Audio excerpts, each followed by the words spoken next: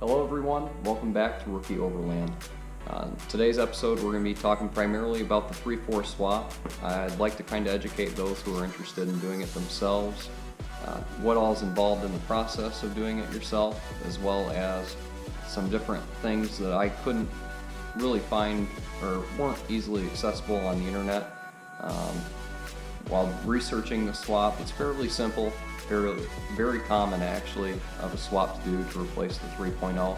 I did talk about it a little bit in the first episode of kind of some of the stuff we did, but I'd like to kind of get more in depth for those that are actually wanting to do the swap themselves, and hopefully save people some time as well with having to do the research themselves or find out after the fact that they might have missed something. Most of the swap is pretty straightforward. Obviously, you pull out the 3.0 and drop the 3/4 in. All the motor mounts line up the same. A lot of guys will use the 3.0 mounts to keep your engine down. The 3/4 mounts have it sit a little bit higher than the 3.0 mounts, so that definitely helps out if you're trying to minimize what kind of body lift you're doing, or if you're going to be using one at all. A lot of guys don't like having body lifts on their truck. I don't blame them. Me personally, I have an 1.5 inch body lift on mine. It's just enough to have plenty of clearance. I did use the 3.0 mount. Some of the things that I was unable to find while doing research on the swap is clearance for your alternator. I found out after dropping the engine in that the alternator does not clear the rag joint for your steering. Easy fix. All you have to do is get a smaller belt and pull that alternator in a little bit more.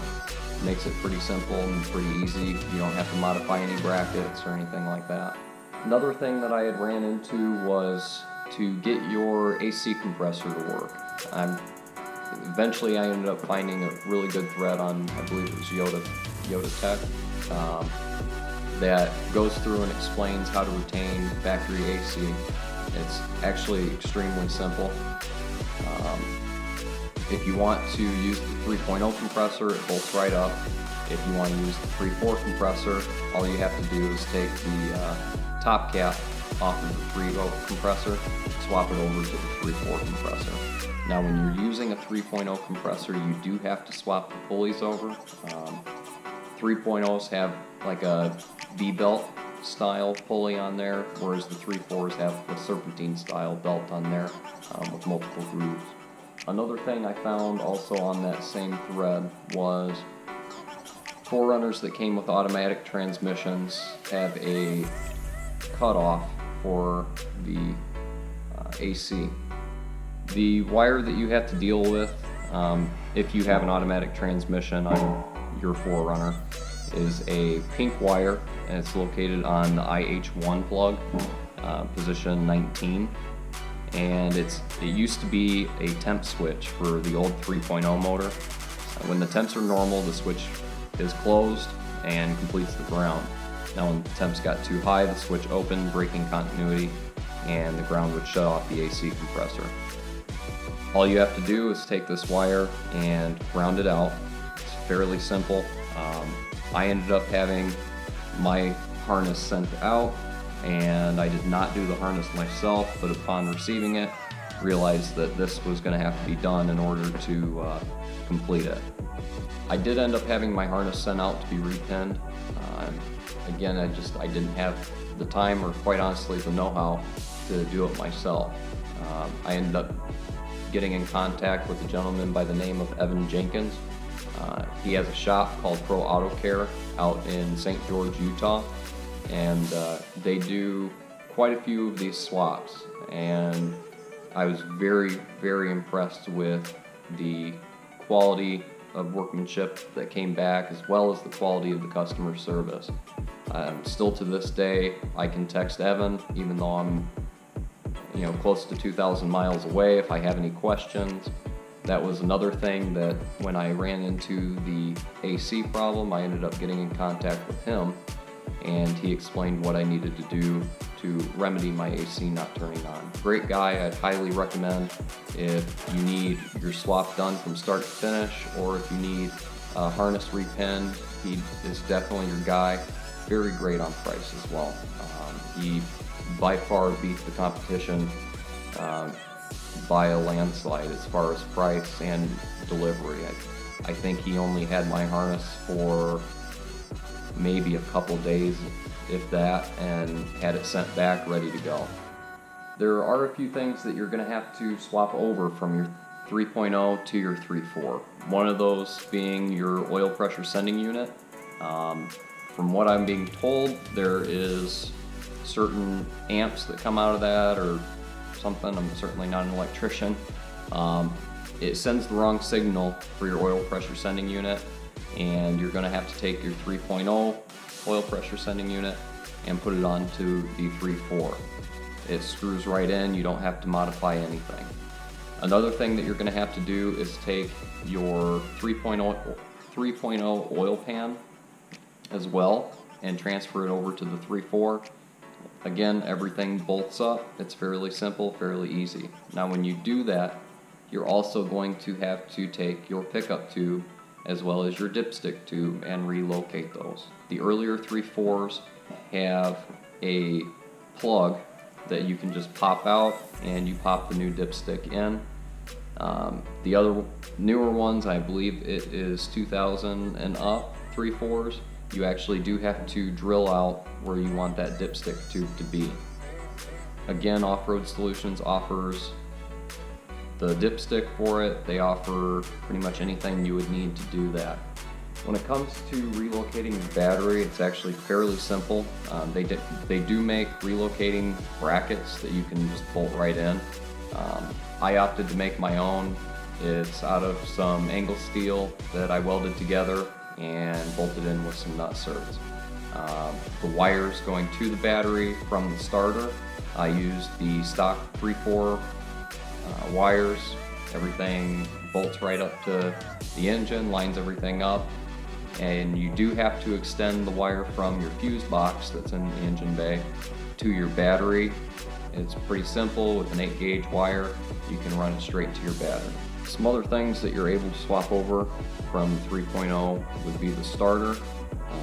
It's completely up to you whether or not you want to use 3.0 starter or the 3.4 starter. As you can see here, the BrakeMaster cylinder vacuum line, I was able to route it around. Let's get a better image of here. Essentially able to route around.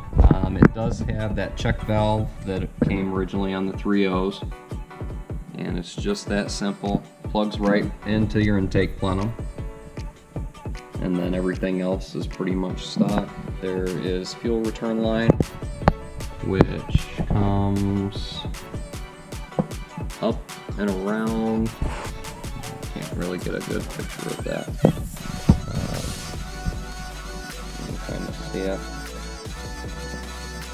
going over there.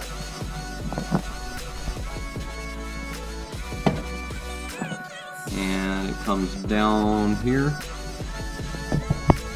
into here, which is the original 3.0 line, and then you've got the line for your smog, for your evap box, and you take the old canister out. Obviously you're not going to need that anymore, and it plugs right into that. It comes over here into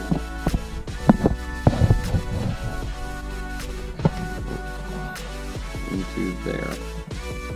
One thing you will notice is I did not retain any of the vacuum lines that ran to the ADD system originally on this 4Runner. I do plan on eventually straight axling it.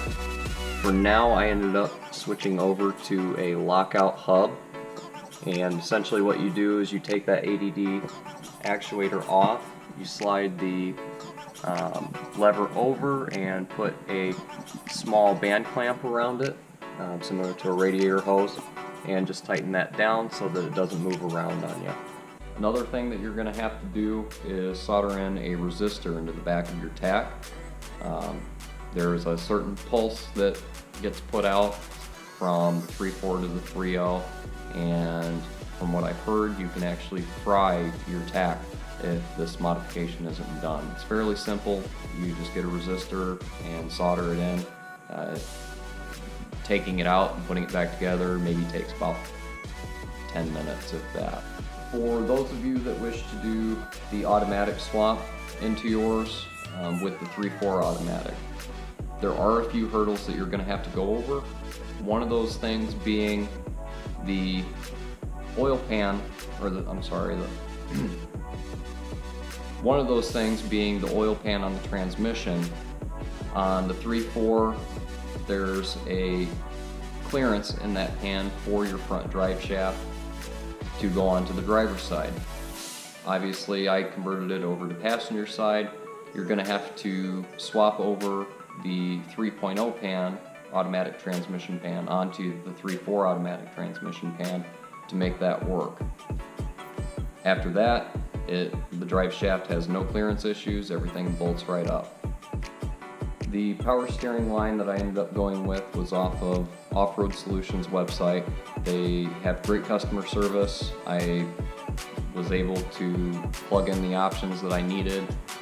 My brake system goes through the ABS, so they make one just for that. Unfortunately, I ordered the wrong one, so I have a big, long hose there that is kind of unnecessary, but I certainly wasn't going to try and reorder it again. It does work, it plugs right up, and it's good to go. I also ordered my crossover pipe from Off-Road Solutions. You can make your own. Again, it takes time. It's more efficient just to buy one that's already done. I did not get one coated at the time when I had bought mine. They did not offer the coating. And then for the rest of the exhaust, I ended up going to a local muffler shop and had them bend up new exhausts with new O2 sensors, new converter, new muffler, all the way back. It's fairly inexpensive. I personally wouldn't want to have used the stock system. It was kind of outdated and starting to get worn out and getting a little bit rusty. I certainly try and keep everything as clean as I can. Thank you everyone for watching. I hope you enjoyed. If there's anything I might have missed in this video, please comment below. More than willing to answer some questions that people might have regarding the swap. It's pretty straightforward. There are a few things that you could get hung up on, but I'm more than happy to help. Please subscribe, make sure you like, let me know what you guys think, and have a good one.